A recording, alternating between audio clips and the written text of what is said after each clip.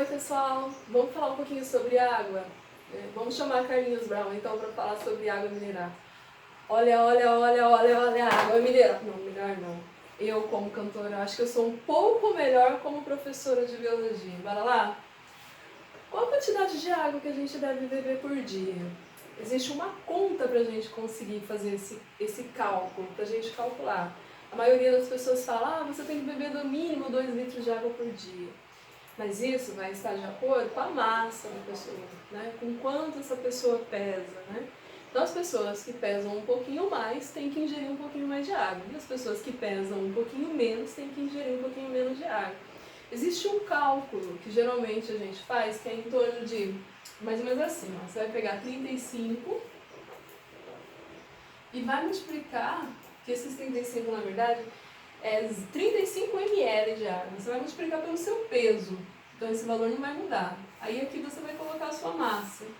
E quando você faz essa multiplicação, no meu caso que pesa 60 quilos, isso daqui vai dar 2,100, né? 0, 30, 3, 18, 2,100. 2,100 o quê? 2 litros e 100 ml de água que eu devo tomar por dia. Então, inclusive, tem coisa mais gostosa do que água geladinha? Ainda mais num dia muito quente, né? Que seja muito calor. Mas qual que é a função da água no nosso corpo? Geralmente a gente fala assim, 70% do nosso peso é água, 70% da nossa massa é água. Isso significa que se eu pegar uma pessoa de 100 quilos e colocá-la dentro de uma estufa a 80 graus Celsius e deixar lá, lógico que eu não vou fazer isso, suponhamos, né? É que a gente tem uma veia psicopata, mas a gente não pode colocar assim, né? Mas só de brincadeira.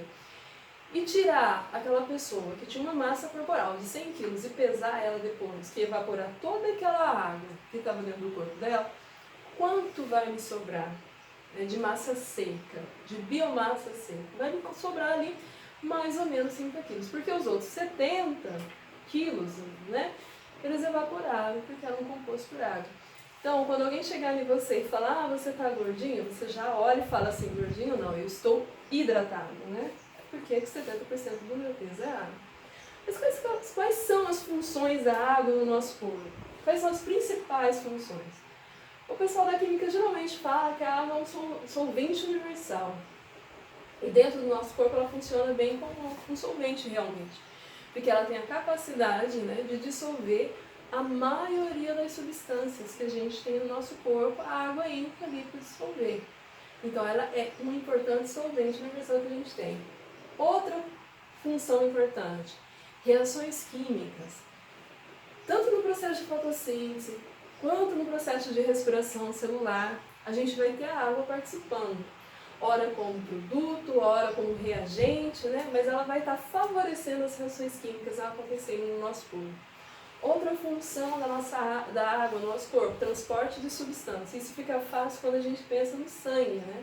Nosso sangue é líquido, composto principalmente por água. O plasma tem muita água. E por que a gente precisa desse sangue líquido, com essa quantidade enorme de água, compondo aquela situação?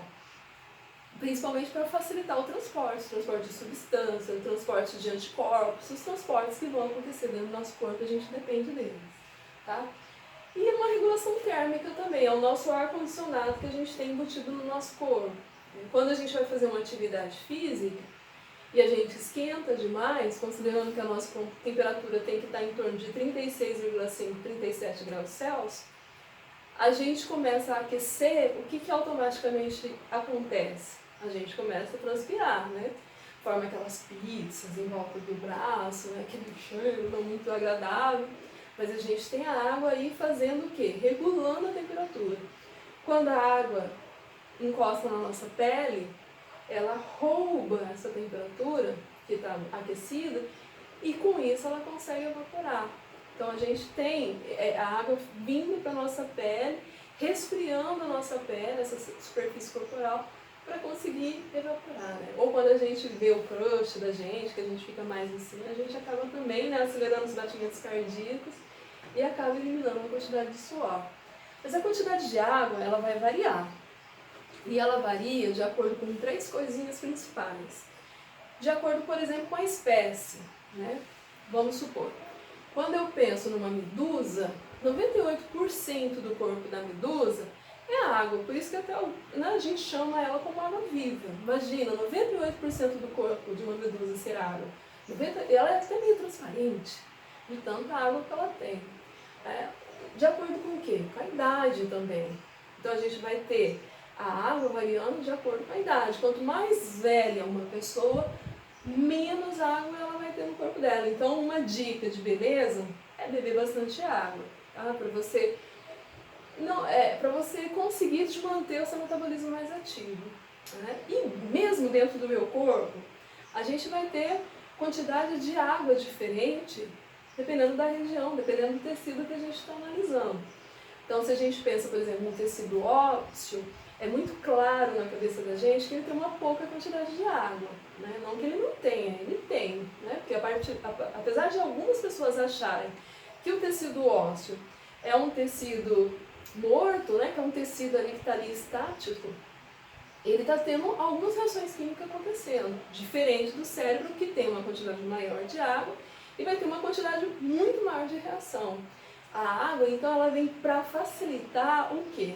O metabolismo, né? Quanto mais água a gente tem no nosso corpo, mais acelerado é o metabolismo que a gente está conversando. Então, vamos só relembrar algumas coisas, então. A água varia de acordo com 3 pontos. A idade do indivíduo, a espécie da qual a gente está falando, se é um pé de alface, se é um animal, qual o animal que é, e de acordo com a idade desse organismo. Príncipes e princesas, façam essa anotação e qualquer coisa a gente está por aí.